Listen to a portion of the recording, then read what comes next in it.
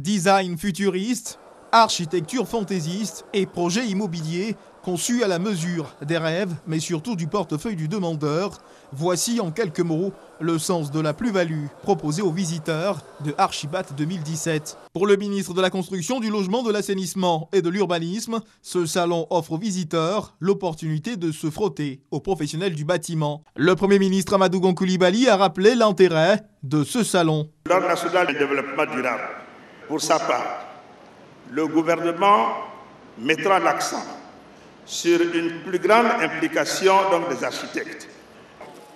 Amadou Gon Coulibaly a ensuite visité plusieurs stands.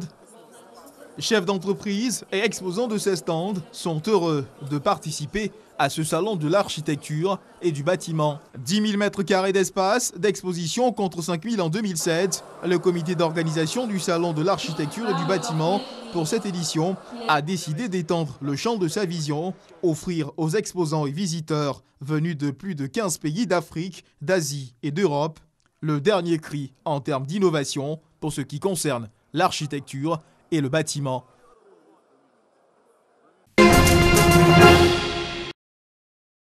Selon l'Organisation mondiale de la santé, 7 millions d'enfants de moins de 5 ans meurent chaque année dans le monde à cause de la malnutrition. En Côte d'Ivoire, 21,6% d'enfants sont touchés. La 25e édition de la Semaine mondiale de l'allaitement maternel, occasion pour les associations de femmes, les partenaires internationaux de la santé et le Programme national de nutrition, PNN, réunis à l'espace Atoubo d'Abobo Baoulé d'accentuer la promotion de l'allaitement maternel. Cette alimentation maternelle doit aller jusqu'à 6 mois. C'est à partir de 6 mois qu'on diversifie l'alimentation de l'enfant.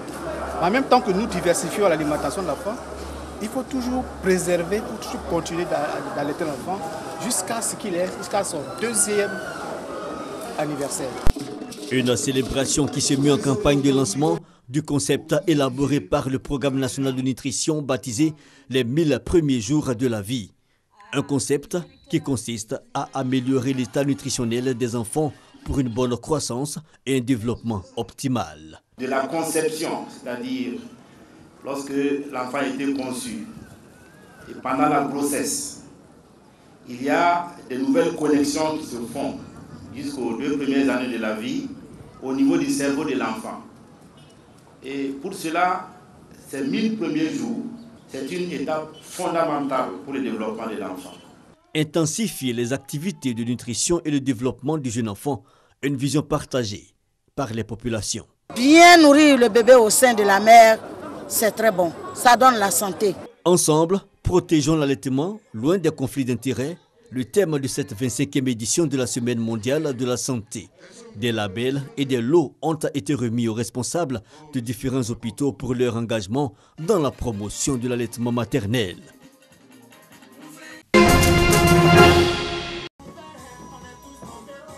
Rentrée des classes à la radio Fréquence 2.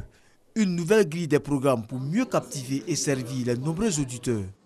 Isaac Dosso pour démarrer ce lundi. Un nouveau challenge tout aussi ambitieux et palpitant avec l'émission Les Matins d'Isaac. Entre 6h et 9h. Alors Yves, tu as écouté l'extrait? Yves, qui parle sur cet extrait-là? C'est Satou Diallo, c'est ta proposition. Yves, merci de nous avoir appelés. Agréable journée à l'écoute de Fréquence 2. Pour ce nouveau souffle, une invitée de taille, l'artiste José, l'une des meilleures voix féminines en ce moment en Côte d'Ivoire. Tu veux dire que le gars là, tu l'as pris au sérieux? Au sérieux. Tu veux dire que le gars là, tu l'as pris au sérieux? Au sérieux. Il a mis tout dans ton oreille, mais son derrière grillé. Prissi, la dégameuse, chroniqueuse à l'émission C'est Midi, est là pour apporter sa touche de bonne humeur aux auditeurs. Je dis, l'avenir appartient à celui qui écoute la matinale. Ma chérie, ton mari te trompe, écoute la matinale, il y a des solutions pour toi. Bien-aimé, toi qui me regardes ce matin, tu n'as pas de boulot. Écoute la matinale. Place publique, une autre émission tout aussi prisée sur les antennes de Fréquence 2. Les comédiens croquent l'actualité avec beaucoup d'humour. C'est la rentrée sur Fréquence 2, oui, la rentrée des émissions, nouvelle saison bien sûr de Place Publique. Place Publique, je cherchais ça depuis longtemps. Je suis venu, regardez, des hommes seulement. Mais est-ce qu'il était attaqué? Parce qu'il n'a même pas parlé de biche royale. J'ai complété ta phrase. Attends, je dis... Non, parce que où je suis là, tu m'attaques. Le confort de l'écoute n'est pas oublié dans cette nouvelle grille des programmes. Concernant le son, il y a une très grande amélioration. Mes collègues et moi, concernant l'exploitation, nous sommes prêts pour le meilleur. Fréquence 2, déjà dans le top 5 des radios les plus écoutées, veut être la FM leader en Côte d'Ivoire. Ce nouveau programme et la ressource humaine de qualité permettront de gagner encore de places dans le classement. Nous avons mis un point d'honneur à enrichir nos contenus. Nous nous sommes attelés à consolider les acquis. Donc ce qui marche bien reste à l'antenne, notamment au niveau des quotidiennes. Donc on retrouvera le matin dès 6 h du lundi au vendredi les matins d'Isaac. Warren FM qui est un peu le reflet des transports en commun sur nos antennes, également de retour dès 9 h et cela jusqu'à 10 h. Et puis le grand jeu pour permettre à nos auditeurs de repartir avec des lots et pas des moindres. Outre les matins d'Isaac et Place Publique, d'autres émissions tout aussi alléchantes attendent les auditeurs de Fréquence 2, la fréquence jeune.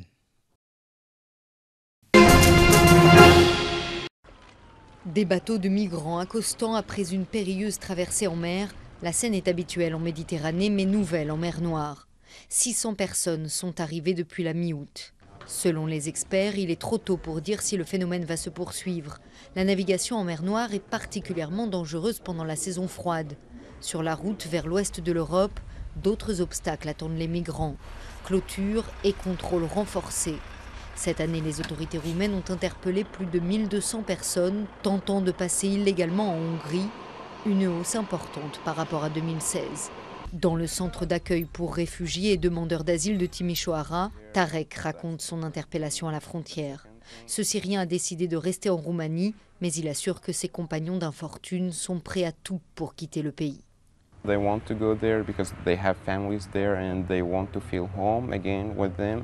And also because the financial stuff. Ils veulent partir car ils ont leur famille là-bas. Ils veulent être de nouveau réunis. Et puis il y a aussi le côté financier. Les salaires et l'économie sont meilleurs là-bas.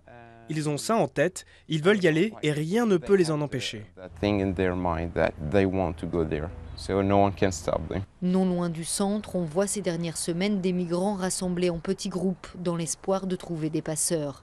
Tarek, lui, ne veut plus perdre un an de sa vie sur la route. Son souhait, étudier l'informatique en Roumanie. La réunification allemande. Le 3 octobre 1990, les deux Allemagnes issues de l'après-guerre ont été officiellement réunifiées dans un traité. Mais ce processus de réunification de l'Allemagne de l'Ouest, République fédérale d'Allemagne, avec l'Allemagne de l'Est, République démocratique allemande, a commencé quelques années avant déjà. On était alors encore loin d'accords ou de traités. Et que l'on parvienne finalement à la réunification de l'Allemagne a surpris de nombreux contemporains. L'Allemagne est divisée depuis presque 40 ans déjà, lorsqu'en juin 1987, le président américain Ronald Reagan, en visite à Berlin-Ouest, lance un appel historique. Mr. Gorbatchev, abattez ce mur. Un appel qui provoque l'enthousiasme de nombreux Allemands, même s'ils n'ont que très peu d'espoir qu'il soit entendu au Kremlin. D'ailleurs, bien que les pays voisins de la RDA en Europe de l'Est et même l'Union soviétique connaissent un début d'ouverture politique et de démocratisation, en RDA, le chef du parti unique CED et de l'État, Erich Honecker, ne veut rien savoir de la perestroïka de Gorbatchev. En janvier 1989 encore, il affirme « Le mur sera encore là dans 50 ans et même aussi dans 100 ans si les raisons de son existence n'ont pas encore été dépassées. » À l'époque, seuls 3% des Allemands de l'Ouest croient que la réunification de l'Allemagne se fera de leur vivant. Mais d'un seul coup, l'histoire s'accélère.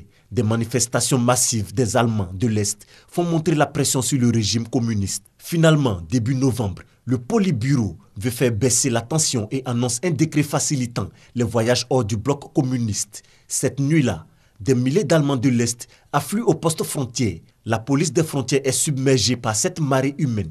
Les dirigeants est-allemands sont divisés, déstabilisés et finalement impuissants. La chute du mur est le triomphe inespéré de la foule des manifestants de Leipzig, Berlin et Dresde, encouragés par le mouvement Solidarność de Lech-Wałęsa en Pologne, par les réformateurs en Hongrie, sans oublier bien sûr le numéro 1 soviétique, le réformateur Mikhail Gorbatchev lui-même. À l'ouest, le chancelier chrétien-démocrate Helmut Kohl sent que le moment est venu pour la réunification de son pays.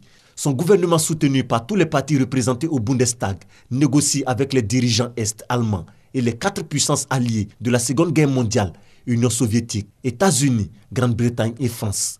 Les accords qui finalement aboutiront à l'unité de l'Allemagne. Le 3 octobre 1990, l'Allemagne retrouve son entière souveraineté, perdue en 1945. Cette nuit-là, Allemands de l'Est et de l'Ouest, ivres de joie, trinquent, chantent et dansent jusqu'au petit matin dans une Allemagne enfin réunifiée.